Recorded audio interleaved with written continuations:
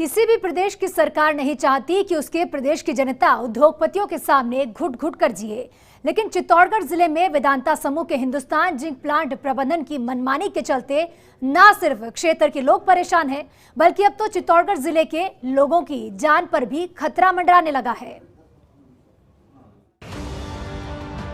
यह है चित्तौड़गढ़ जिले के पुठोली में स्थित वेदांता समूह का Hindustan Zinc Limited Chanderia lead zinc smelter plant में जिंक के उत्पादन से जुड़े कई प्लांट हैं। प्लांट में जिस तरह से काम होता है तो निश्चित रूप से प्रदूषण भी होता है, लेकिन जिंक प्रबंधन उत्पादन की आपाधापी में न सिर्फ अपने सामाजिक सरोकार भूलता जा रहा है, बल्कि प्लांट से होने वाले प्रदूषण से लोगों का जीना मुहाल कर रखा है। जिस तरह से Chanderia lead zinc smelter plant से गैस रिसाव हुआ है और किसानों की फसल में भारी नुकसान को लेकर किसान उद्वेलित हुए और सुबह से पीड़ित किसान हिंदुस्तान जिंक प्लांट के गेट बंद कर बाहर धरने पर बैठ गए। ग्रामीणों का आरोप है कि जिंक प्लांट से निकली गैस से न सिर्फ फसल बर्बाद हुई, बल्कि लोगों की आंखों में जलन होने के साथ ही सांस लेने में तकलीफ भी हुई। किसानों के जो जहरीली गैस से नुकसान हुआ है और कल इसको राजनीतिक तौर पे लोग देख रहे होंगे, परंतु कल एक दमामी समाज का क्रिकेट टूर्नामेंट था, वहाँ खुद हम मौजूद थे। मैं प्रधान प्रतिनिधि हूँ, उस रूप में हम यहाँ गेस्ट बन के आए थे। हमने खुद ने महसूस करी जो जहरीली गैस यहाँ हमें महसूस हुई, आंखों में जलन आई। वो ठेठ पुटुली स्कूल तक थी, तो मुंगा खेड़ा तो बिल्कुल नज़दीक गाँव है। तो ये आए दिन जो इनकी समस्याएं हैं, ये किसान यूँ नहीं है कि घर छोड़ के यहाँ आए हैं, इनकी तकलीफ है जिनको इसका समाधान परमानेंट समाधान करना पड़ेगा। घटना ये कल 10-11 बजे भयंकर गैस आई, सांस लेने में दिक्कत आई, हमारे को खांसी चलने लग गई, गले में जलन हुई। वहाँ से हम कल टूर्नामेंट थे, वहाँ से निपट के खेतों की तरफ गए तो वहाँ फसलें सब खत्म थी। गेहूँ की फसलें खत्म है, सरसों खत्म है, रजका खत्म है, गायों का चारा जो भी था सब खत्म है।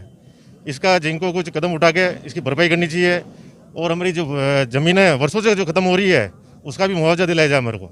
उन्होंने कहा कि गैस शायद नहीं आ रही होगी, दिखाता हूँ मैं। फिर रवि बिनान हम साथ में ही थे यहाँ पे, गैस आई और फसलें सारी खराब हो चुकी है। और काफ़ी टाइम से हिंदुस्तान जिंक वालों ने ज़मीन जो आवाप्त की, इसलिए की थी कि भाई ये फसलें जो खराब होती है ग्रीन बेल्ट करेंगे। ग्रीन बेल्ट का आज दिन तक कोई नाम नहीं बिल्कुल, और आगे से आगे बात बढ़ाते हैं। कलेक्टर साहब को रिपोर्ट दो, उनको दो। मेन मुद्दा फसलें खराब होती बार बार। दूसरी बात जो अवार्ड जो बने हुए हैं वो ऐसे के ऐसे पड़े हुए हैं अवार्ड, उनका कुछ भी नहीं हुआ।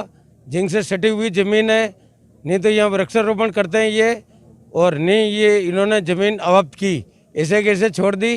क्या करेंगे, क्या खाएंगे, क्या लाएंगे, कितना खर्चा हुआ मेरा, वो खर्चा कौन देगा? आप हैं? हमारी मांग तो एक जो महंगा बीज लाते हैं उसमें 1 बीघों से 15 बोरी गेहूँ काटते हैं हम लोग। बोलो अब 15 बोरी का हर जाना हर साल को जो चाहिए, कोई आज ही एसिड नहीं आया हमारे यहाँ पे। 6 महीना में मेरे हर्जा चाहिए। और बाहर के आके लोग बाग यहाँ से कमा खा रहे कि नहीं खा रहे। तो हमारे यहाँ का आदमी कतरा आदमी पूरा मुंगा खेड़ा से 10 आदमी नहीं है हिंदुस्तान जिंक में। कई खावान कई सोचे खावान डांडा मर गया, डांडा ने बुने बाग के राडिया थोड़ा वो आ गया, मर गया डांडा। तो सब बाग अंदारिया डांडा ही मर गया, मरने कहाँ की खर गया तब मरी। और बेस ने बुने आयो, वहाँ छोरा ने बाणी उल्टा वेरी, आपको जीव घबरायो, सब दान बढ़ गया, रचका बढ़ गया, अच्छा सब बढ़ गया। जे जिनको द्वाड़ो काटो 10 बजे जो। हमारे खुद की खेती नहीं है, स्वयं दूसरों के यहाँ पे हिजारा लेकर खेती कर रहे हैं, वो खेती नष्ट हो गई। अब विभाग का पैसा कहाँ से वसूल करूंगी मैं? उसमें खेत में कुछ नहीं है अभी, कुछ गारा हो रहा डगली उगली से कुछ नहीं है अभी, तो हमारा घर खर्चा कैसे चलाएंगे? Chanderia lead zinc smelter plant के बाहर जैसे ही लोग बढ़ते गए तो प्रदर्शन की सूचना मिलते ही चंदेरिया और गंगरार थाना पुलिस भी मौके पर पहुंची और पीड़ित लोगों को उग्र होता देख गंगरार तहसीलदार नरेश गुर्जर मौके पर पहुंच गए। प्रशासनिक अधिकारी और जिंक प्रबंधन के बीच वार्ता का दौर शुरू हुआ तो ये बात निकलकर सामने आई कि जिंक की एक इकाई से गैस का रिसाव हुआ है।